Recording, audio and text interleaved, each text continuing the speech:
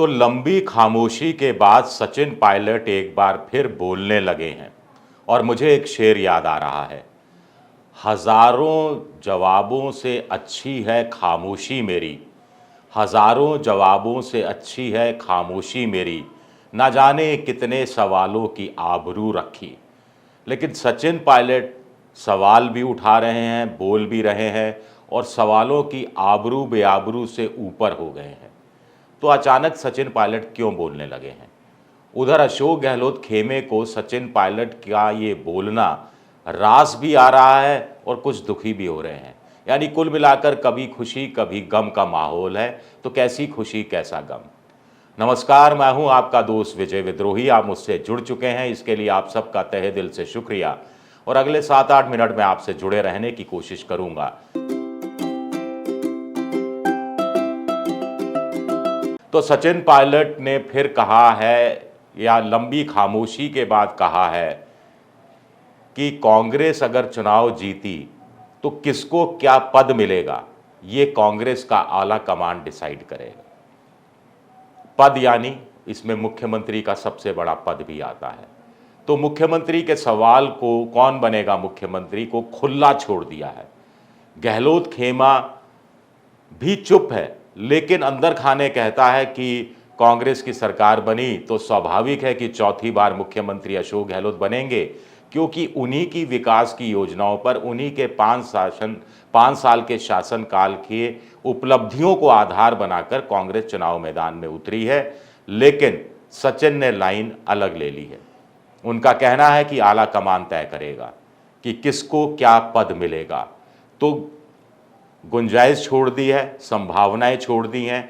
और मोटे तौर पर यही बात आपको ध्यान हो, कांग्रेस आला कमान से जुड़े हुए नेता भी कह रहे हैं कि अशोक गहलोत के चेहरे को सामने रखकर या उनकी योजनाओं को सामने रखकर चुनाव लड़ा जा रहा है। लेकिन चुनाव के बाद विधायक दल की बैठक होगी, विधायक दल की बैठक में रायशुमारी की जाएगी, विधायक जिसे चाहेंगे और उसके बाद आला कमान जो फैसला करेगा उसके आधार पर मुख्यमंत्री बनाया जाएगा।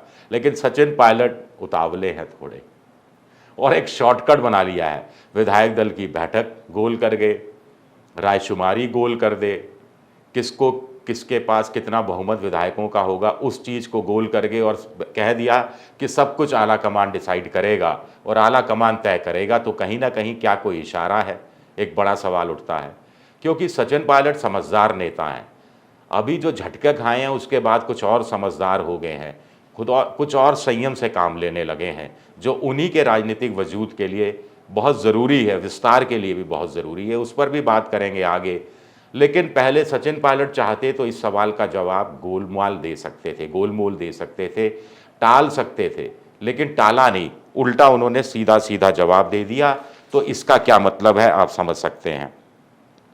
एक और बात, सचिन पायलट ने इस तरह इशारा कर दिया कि जो 2018 में हुआ या 2008 में हुआ या 1998 में हुआ, जब कांग्रेस सत्ता में आई थी, और तब जिस अंदाज में सब कुछ होता था, मुख्यमंत्री को चुनने का तरीका, वो 2023 में बदल जाएगा अगर कांग्रेस सत्ता में आई तो। ये एक बड़ा इशारा सचिन पायलट कर रहे हैं।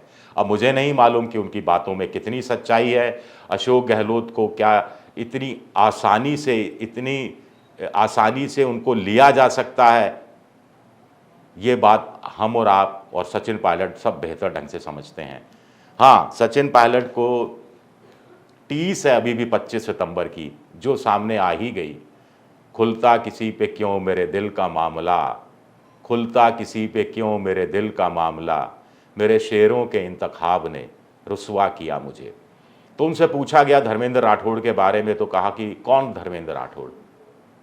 यानी कहीं ना कहीं टीस है सचिन पायलट के मन में कि 25 सितंबर को जो हुआ था और उसके बाद जो नोटिस जारी हुआ था शांति धारीवाल को और महेश जोशी को और धर्मेंद्र राठौड़ को, उस पर आला कमान ने कोई कार्रवाई नहीं की। तो एक तंज कसने की कोशिश सचिन पायलट ने की और इस बहाने ये भी कहने की कोशिश की कि अब चुनाव सर पर हैं, आचार संहिता अगले 20 दिन में लागू हो ही जाएगी। तो ऐसे में अब कोई मतलब नहीं रह गया और वो परवाह नहीं कर रहे कि इन 3 नेताओं के खिलाफ कोई एक्शन होता है या नहीं होता है। अब होने ना होने का कोई फर्क पड़ता भी नहीं है, तो काय को इस विवाद में उलझा जाए। तो मजे लेकर सचिन पायलट निकल गए। ये भी एक परिपक्व नेता की निशानी है। मोटे तौर पर ये मेरी एक व्यक्तिगत धारणा है। सचिन पायलट का आत्मविश्वास क्या बता रहा है? सचिन पायलट का आत्मविश्वास बता रहा है कि उनका सियासी कद बढ़ा है। प्रियंका गांधी ने जिस ढंग से निवाई की रैली में अशोक गहलोत के बाद उनका नाम लिया, तो उनको अपने भविष्य को लेकर एक संभावना दिखाई दे रही है। राहुल गांधी को सचिन पायलट के एक भविष्य के नेता दिखते हैं, ऐसा सचिन पायलट को लगता है। लेकिन सचिन पायलट दूध के जले भी हैं और छाछ भी फूंक फूंक कर पी रहे हैं। वो जानते हैं कि ये मौका नाजुक है। इस मौके पर अशोक गहलोत को नाराज़ करना, अपने पैर पर कुल्हाड़ी मारना होगा। तो वो अशोक गहलोत खेमे को एक भी ऐसा मौका नहीं देना चाहते कि वो नाराज़गी अपनी कहीं ना कहीं आला कमान के सामने इजहार करने का मौका मिल सके। सचिन पायलट का मेन मकसद है अपने ज़्यादा से ज़्यादा समर्थकों को टिकट दिलाना और अलग अलग जाति के नेताओं को टिकट दिलाना, अलग अलग समुदाय के नेताओं को टिकट दिलाना और संभाग वाइज नहीं, सभी संभाग से इक्का दुक्का तिक्का जितना भी संभव हो सके टिकट दिलाना। तो मेन मकसद उनका ये है और ऐसे में वो अपना ऐसा कोई बयान नहीं देना चाहते, कोई बात नहीं कहना चाहते जिसके कारण आला कमान नाराज़ हो जाए या अशोक गहलोत नाराज़ हो जाएं। तो किसी की भी नाराज़गी इस समय किसी भी सचिन पायलट के लिए ठीक नहीं रहेगी। ये उनकी एक और समझदारी है। अब कुछ लोग कह रहे हैं कि साहब नहीं, कुछ ज़्यादा हो गया, सचिन पायलट ने कायदे से तो सरेंडर कर दिया है। आखिर अजमेर में थे वो और 11 मई को अगर मुझे तारीख याद है तो भी उन्होंने जन संघर्ष यात्रा का वो समय था और उसके 4 महीने बाद अजमेर जाते हैं। लेकिन भ्रष्टाचार, वसुंधरा राज के शासन के भ्रष्टाचार की जांच हो, ऐसा कोई मांग, परीक्षा आरपीएससी को भंग कर दिया जाए, परीक्षार्थियों का जो पेपर लीक होने के कारण नुकसान हुआ पैसा लौटाया जाए, इस पर वो मिट्टी डाल गए। उल्टा उन्होंने एक तरह से अशोक गहलोत की सरकार का समर्थन किया। अगर क्लीन चिट नहीं दी तो समर्थन किया कि कड़ा कानून परीक्षा में नकल को रोकने के लिए बनाया गया है और ये सही दिशा में उठाया गया कदम है। और आरपीएससी में उनका ये कहना था कि वो आज भी मानते हैं कि योग्य लोगों की नियुक्ति होनी चाहिए, जिनकी इंटीग्रिटी हो, जिनमें कुछ गंभीरता हो, जिनका कोई अनुभव हो, और ऐसे लोगों की नियुक्ति होनी चाहिए। तो जो ये मुद्दे उठाए तो यहाँ भी बड़े समझदारी से मुझे लगता है कि उन्होंने काम किया, कंट्रोवर्सी में नहीं फंसे। और सचिन पायलट भी अब धीरे धीरे समझदार होते जा रहे हैं। और समझदार नेताओं की क्या डेफिनेशन होती है? समझदार नेताओं की डेफिनेशन यही होती है कि समझदार नेता ये मान कर चलते हैं कि जनता की जो स्मरण शक्ति है वो कमज़ोर होती है, जनता भूल जाती है। और दूसरी समझदार नेताओं की ये डेफिनेशन होती है कि वो मान कर चलते हैं कि जो अगर आप राजनीति में हैं तो आपकी मजबूरी है कि आपकी चमड़ी मोटी होनी चाहिए। हकीकत यही है, क्या किया जाए। आगे चलते हैं। सचिन पायलट की ये मजबूरी भी है। और आगे देखिए, सचिन पायलट ने ये भी कह दिया, अशोक गहलोत सरकार की योजनाओं को उन्होंने ज़ोरदार कहा, तारीफ़ की, नाम नहीं लेते लेकिन राज्य सरकार योजनाएं तारीफ़।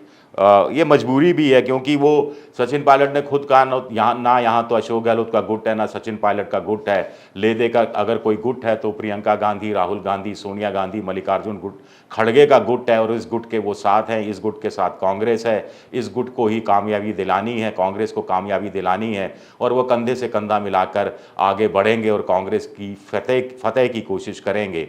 ये बात उन्होंने कही। और ये स्वाभाविक है कि जब उनको कांग्रेस के पक्ष में भाषण देना है, कांग्रेस की मजबूती के लिए भाषण देना है, कांग्रेस की सत्ता में वापसी के लिए भाषण देना है, तो उन्हें अशोक गहलोत की योजनाओं की सराहना करनी ही पड़ेगी।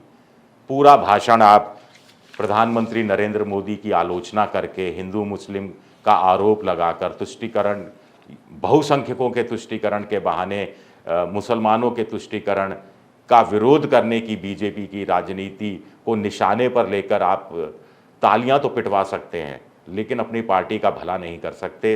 पार्टी का भला तो योजनाओं के जरिए होगा। इस बात को अशोक गहलोत बेहतर ढंग से समझते हैं और मुझे लगता है कि यहाँ सचिन पायलट थोड़ा भारी पड़ते हैं।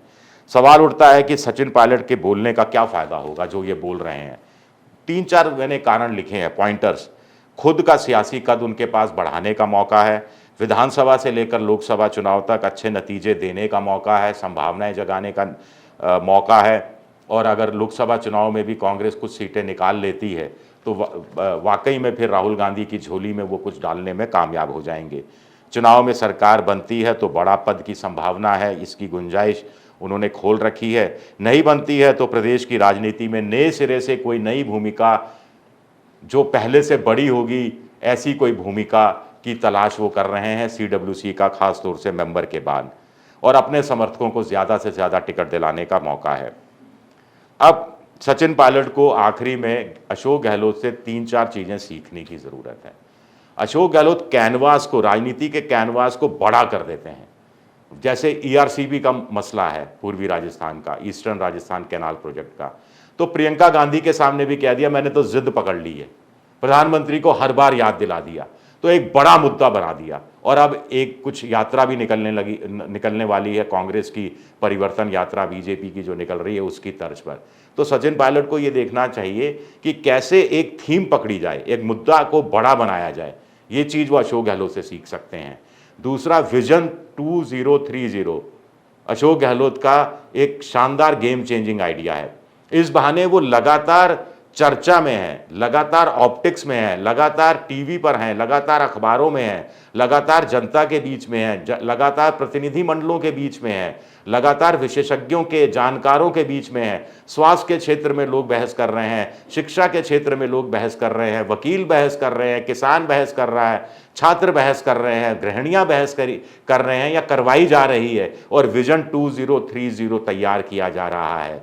ये कुल मिलाकर मोदी का जो 2047 तक का चलने वाला अमृतकाल है, उसका लिया हुआ अगर आइडिया नहीं है तो उससे एक प्रेरित आइडिया है, जिससे प्रेरणा लेकर सचिन पायलट भी कोई एक बड़ा आइडिया पर सोच सकते हैं जो उनको सोचना चाहिए। और तीसरा, अशोक गहलोत की जो सोशल सेक्टर की, सामाजिक क्षेत्र की, गिग वर्कर्स के कानून की, शहरी मनरेगा की, गांव में 1000 इंदिरा रसोई चलाने की, और फिर चिरंजीवी योजना, ये तमाम योजनाएं हैं जिसको अशोक गहलोत ने बहुत बड़ा रूप में पेश किया है। तो ये चीज़ें सचिन पायलट सीख सकते हैं, और क्या सीख पाएंगे, ये एक अपने आप में एक बड़ा सवाल है। चलिए, शुक्रिया मेरा ये वीडियो देखने के लिए। पसंद आए तो लाइक कीजिए, सब्सक्राइब कीजिए, शेयर कीजिए, और घंटी जैसी आकृति ज़रूर दबा दीजिए ताकि नया वीडियो आए तो आपको तत्काल जानकारी मिल जाए।